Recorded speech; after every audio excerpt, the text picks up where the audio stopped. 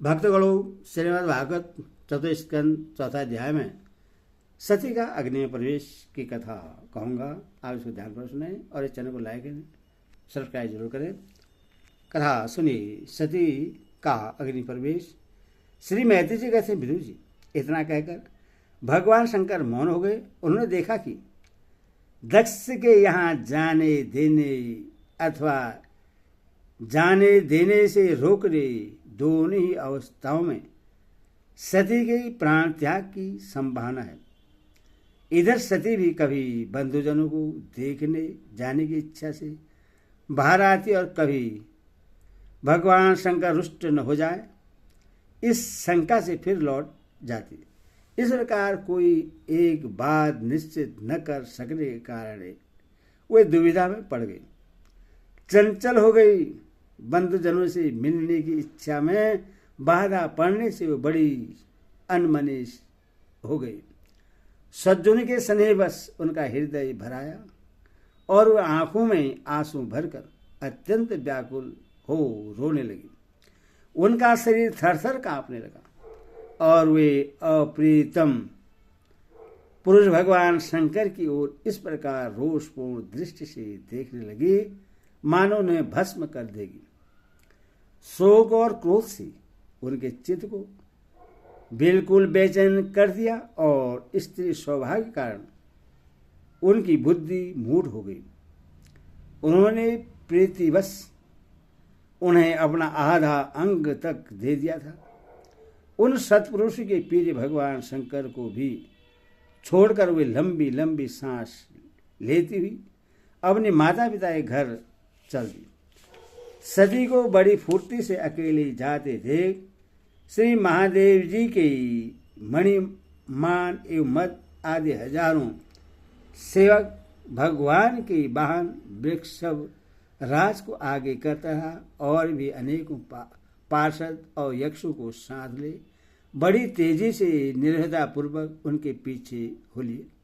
उन्होंने सती को बैल पर सवार करा दिया तथा मैना पक्षी, गेंद, दर्पण और कमल आदि खेल की सामग्री, सवे छत्र, चवर और माला आदि राजचिन्ह तथा दुंदुभी, शंख और बांसुरी आदि गाने बजाने के सामानों से सुसज्जित हो वे उनके साथ चल दिए।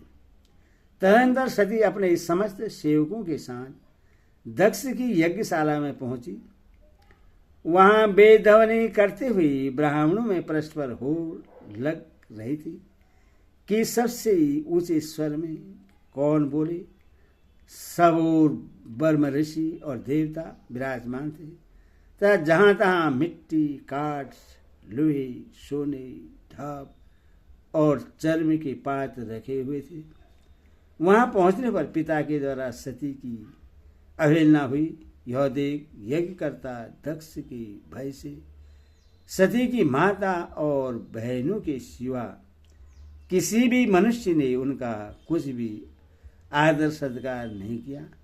अवश्य ही उनकी माता और बहनें बहुत प्रसन्न हुई और प्रेम से गदगद होकर उन्होंने सती को आदरपूर्वक गले लगाया। किंतु सती जी ने पिता से अपमानित होने के कारण बहनों के कुशल प्रश्न सहित प्रेमपूर्ण वार्तालाप तथा माता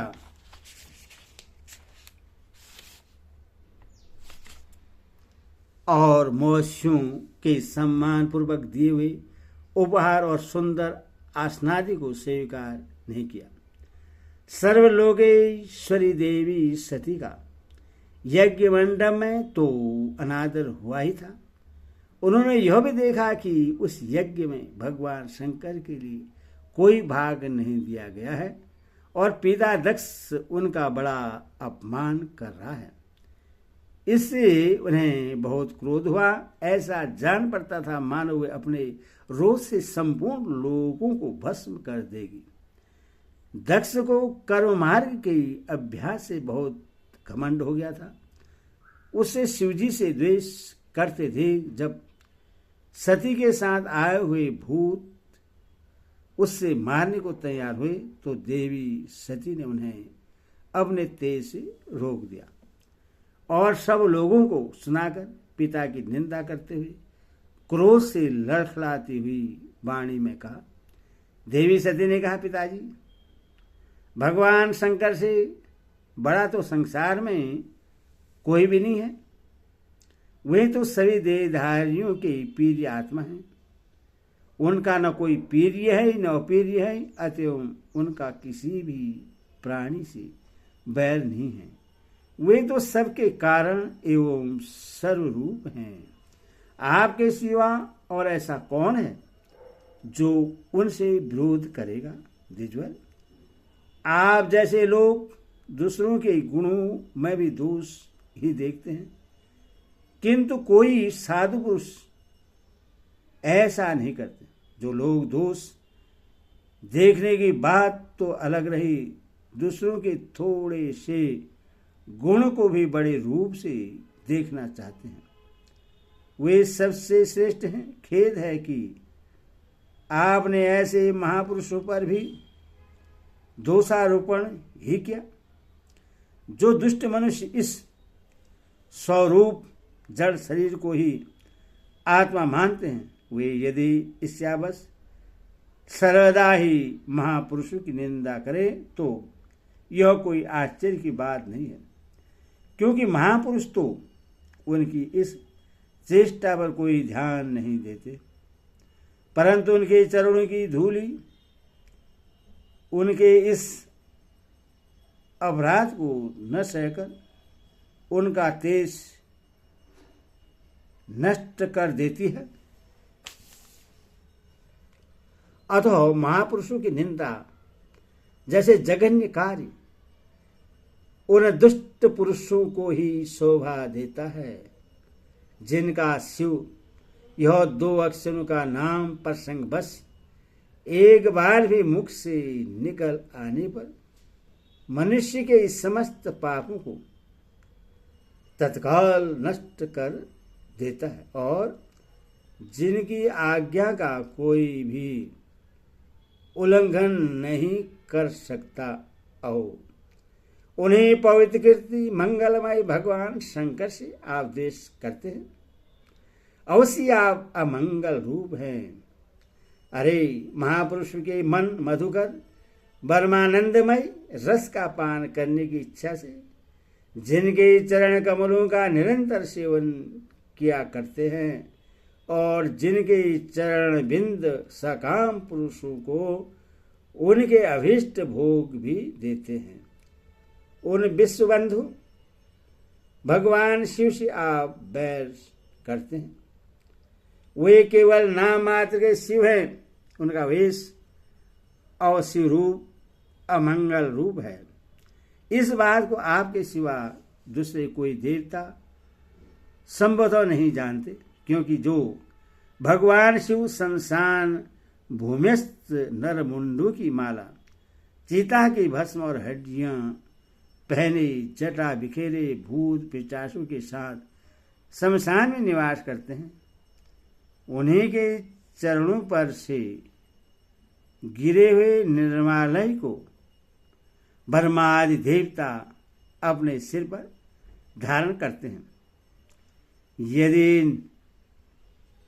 निरकुश लोग धर्म मर्यादा की रक्षा करने वाले अपने पूजनीय स्वामी की निंदा करें, तो अपने में उससे दंड देने की शक्ति न होने पर कान बंद करके वहां से चला जाए, और यदि शक्ति हो तो बलपूर्वक पकड़कर उस बकवाद करने वाली अमंगल रूप दुष्ट जिहा को काट डाले। इस पाप को रोकने के लिए स्वयं अपने प्राण तक दे दे, यही धर्म है। आप भगवान नीलकंठ की निंदा करने वाले हैं, इसीलिए आपसे उत्पन्न हुए इस शरीर को अब मैं नहीं रख सकती। यदि भूल से कोई निरित वस्तु खा ली जाए तो उससे बमन करके निकाल देने से ही मनुष्य की शुद्धि बतलाई जाती है। जो महामुनि निरंतर अपने स्वरूप में ही रमण करते हैं। उनकी बुद्धि सर्वदा वेद के विधि निषेधमय वाक्य का अनुसरण नहीं करती। जिस प्रकार देवता और मनुष्य की गति में भेद रहता है, उसी प्रकार ज्ञानी और अज्ञानी की स्थिति भी एक सी नहीं होती। इसीलिए मनुष्य को चाहिए कि वह अपने ही धर्म मार्ग में स्थित रहते हुए भी दूसरों के मार्ग की निंदा न करे। प्रवृत्ति यज्ञ यज्ञादि और निवृत्ति संधमादि रूप दोनों ही प्रकार के कर्म ठीक हैं। वेद में उनके अलग अलग रागी और विरागी दो प्रकार के अधिकारी बतलाए गए हैं। परस्पर विरोधी होने के कारण उक्त दोनों प्रकार के कर्मों का एक साथ एक ही पुरुष के द्वारा आचरण नहीं किया जा सकता। भगवान शंकर तो परम ब्रह्मा परमात्मा है, उन्हें इन दोनों में से किसी भी प्रकार का कर्म करने की आवश्यकता नहीं है। पिताजी, हमारा ऐश्वर्य अव्यक्त है, आत्मज्ञानी महापुरुष ही उसका सेवन कर सकते हैं। आपके पास वह ऐश्वर्य नहीं है और यज्ञशालाओं में यज्ञान से त्रिविध होकर प्राण पोषण करने वाले कर्मठ लोग उसकी प्रशंसा भी नहीं करते। आप भगवान शंकर का अपराध करने वाले हैं, अतः आपके शरीर से उत्पन्न इस निंदनीय देह को रखकर मुझे क्या करना है। आप जैसे दुर्जन्य से संबंध होने के कारण मुझे लज्जा आती है। जो महापुरुषों का अपराध करता है उससे होने वाले जन्म को भी धिक्कार है।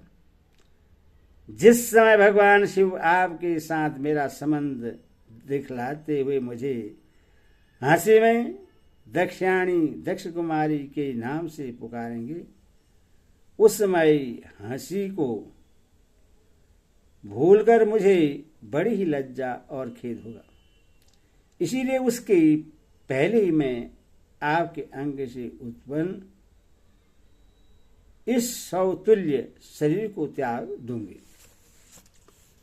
श्री मैत्री जी कहते हैं, कामादि शत्रु को जीतने वाले विदुर जी उस यज्ञ मंडप में दक्ष से इस प्रकार कह देवी सती मौन होकर उत्तर दिशा में भूमि पर बैठ गई। उन्होंने आचमन करके पीला वस्त्र ओढ़ लिया और आंखें मूंद कर शरीर छोड़ने के लिए वे योग मार्ग में स्थित हो गई। उन्होंने आसन को स्थिर कर प्राणायाम द्वारा प्राण और अपान को एक रूप करके नाभि चक्र में स्थित किया। फिर उदान वायु को नाभि चक्र से ऊपर उठाकर धीरे धीरे बुद्धि के साथ हृदय में स्थापित किया। इसके पश्चात अनियंता सती उस हृदय स्थित वायु को कंठ मार्ग से भ्रुकुटियों के बीच में ले गई। इस प्रकार जिस शरीर को महापुरुषों के भी पूजनीय भगवान शंकर ने कई बार बड़े आदर से अपनी गोद में बैठाया था, दक्ष पर कुपित होकर उससे त्यागने की इच्छा से महामनुष्य सती ने अपने संपूर्ण अंगों में वायु और अग्नि की धारणा की। अपने पति जगत गुरु भगवान शंकर के चरण कमल मरकंद चिंतन करते करते सती ने और सब ध्यान भुला दिए। उन्हें उन चरणों के अतिरिक्त कुछ भी दिखाई न दिया। इससे वे सर्वदा निर्दोष अर्थात मैं दक्ष कन्या हूं ऐसे अभिमान से भी मुक्त हो गई। उनका शरीर तुरंत ही युगाग्नि से जल उठा। उस समय वहां आए हुए देवता आदि ने जब सती का देह त्याग रूप यह महान आश्चर्यमय चरित्र देखा तब वे सभी हाहाकार करने लगे और वह भयंकर कोलाहल आकाश में एवं पृथ्वी तल पर सभी जगह फैल गया। सब और यही सुनाई देता था, हाय दक्ष के दुर्व्यवहार से कुपित होकर देवादिदेव महादेव की प्रिया सती ने प्राण त्याग दिए। देखो सारे चराचर जीव इस दक्ष प्रजापति की ही संतान है, फिर भी इसने कैसी भारी दुष्टता की है। इसकी पुत्री सुहृदया